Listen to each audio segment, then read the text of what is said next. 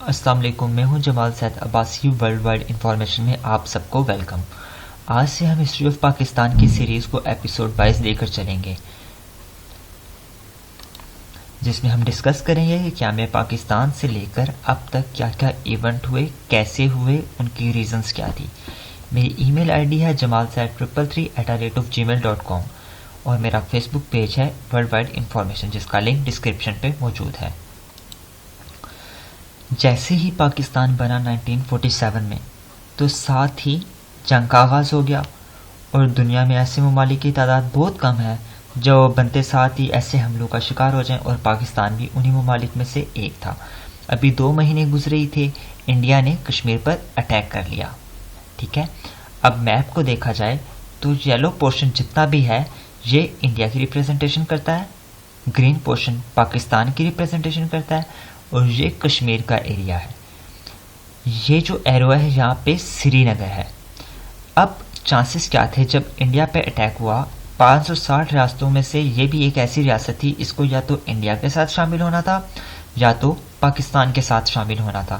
اب چانسز کیا تھے؟ پہلی بات تو یہ ہے کہ جو کشمیر کا ایریا یہ مسلم میجورٹی کے ساتھ ہے، اس لیے کہا جاتا تھا کہ یہ پاکستان کے ساتھ شامل ہو جائے گا، کیونکہ پاکستان میں بھی مسلم میجورٹی ہے۔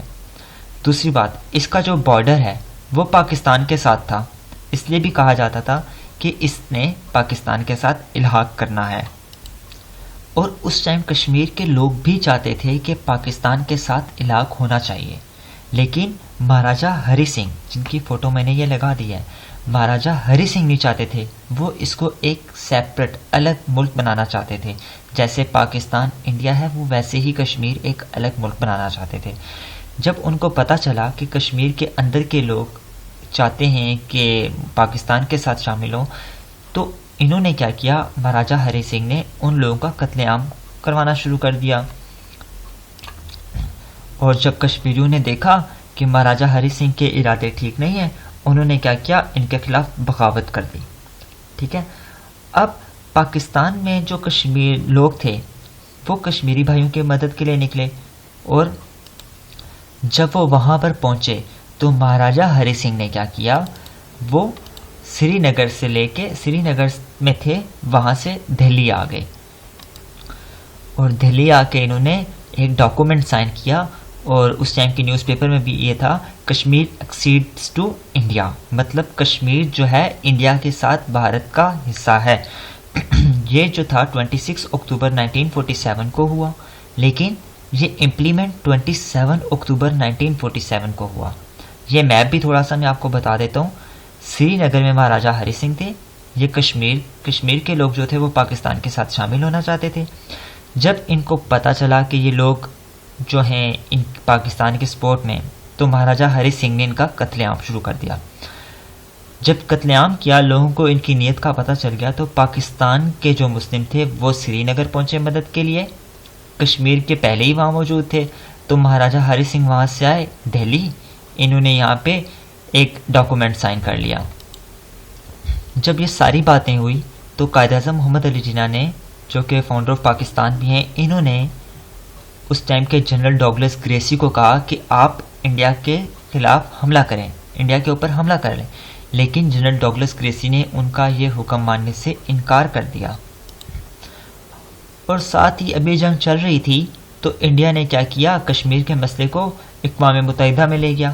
جب اقوام متحدہ میں لے کے گیا، وہاں کی جو قرارداد منظور ہوئی، تو قائد اعظم محمد علی جناح نے اس قرارداد کو ماننے سے انکار کر دیا۔ اب کیوں انکار کیا؟ کیونکہ جو قرارداد منظور ہوئی تھی اس میں کہا گیا تھا کہ جو بھارت ہے وہ اس کو مظلم قرار دے دیا تھا، کہ وہ بالکل بے گناہ ہے، اس کی کوئی غلطی نہیں ہے، اور پاکستان کو یہ کہا تھا کہ آپ اپنی فوج جو ہے اس کو واپس بلا لیں، پاکستان میں کشمیر سے نکال دیں۔ اس وجہ سے قائد اعظم نے قرارداد کو منظور نہیں کیا، ماننے سے انکار کر دیا۔ اب یہ سارا تو ایک طرف چل ہی رہا تھا، لیکن ساتھ ہی ساتھ جو اسلامی ممالک تھے انہوں نے بھی پاکستان کو ماننے سے انکار کر دیا تھا، وہ ان کو ایک ملک نہیں مان رہے تھے۔ 1948 میں قائد اعظم جو تھے ان کی طبیعت کافی زیادہ خراب ہو گئی تھی، ٹھیک ہے، اور دوسری بات وہاں سے 70,000 ریفیوجیز کا جو بوجھ تھا وہ بھی پاکستان میں آ گیا تھا.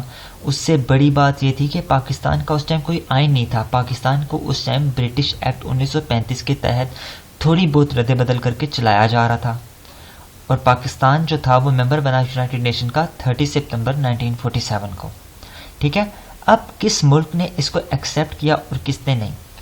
فرسٹ جو کنٹری تھا، یہ آپ کو آبجیکٹیو میں بھی آ سکتا ہے کہ ایران جو تھا اس نے کیا کیا، پاکستان کو ایک سٹیٹ مانا. ٹھیک ہے. اس کے بعد فرانس میں پاکستان کا جھنڈا لہرایا گیا پہلی دفعہ. اور افغانستان وہ ممالک تھا جو کہ بالکل ساتھ تھا، اس نے پاکستان کو ماننے سے انکار کر دیا. اب جب قائد اعظم کی طبیعت خراب ہوئی تو قائد اعظم کو بلوچستان زیارت سے سندھ میں لایا گیا. جب ان کو سندھ میں لایا جا رہا تھا تو ان کو ایک خراب سی ایمبولنس دے دی گئی، ان کے پاس سے خراب سی ایمبولنس دی. اور اس سے بڑی بات، جب وہ ایمبولنس ابھی اپنی جگہ پر پہنچی نہیں تھی، رہائش گاہ میں قائد اعظم کی پہنچی نہیں تھی، تو وہ ایمبولنس خراب ہو گئی. اور اس ٹائم جب دوسری ایمبولنس کو بلایا گیا تو وہ 5 گھنٹے تاخیر سے آئی، جس میں ان کی بہن محترمہ فاطمہ جناح، وہ قائد اعظم کو پنکھا، ہاتھ سے پنکھا ہوتا تھا، وہ اس ٹائم ہلائی جا رہی تھی ان کے اوپر. اور اب سوال یہ پیدا ہوتا ہے کہ جو خراب ایمبولنس تھی وہ دے کیوں گی، اور دوسری ایمبولنس 1 گھنٹہ تاخیر سے کیوں آئی؟ کیا یہ کوئی سازش تھی یا پری پلان کیا تھا؟ کہا تو یہ بھی جاتا ہے کہ اس ٹائم کمیونیکیشن گیپ جو تھا وہ بہت زیادہ تھا. اور دوسری بات یہ بھی کہی جاتی ہے کہ اس ٹائم پورے کراچی میں صرف 2 ہی ایمبولنسز موجود تھی. لیکن اب جب وہ اپنی قائد اعظم اپنی رہائش گاہ میں پہنچے، طبیعت ان کی خراب تھی، وفات پائی، تو ان کے آخری لفظ تھے اللہ پاکستان.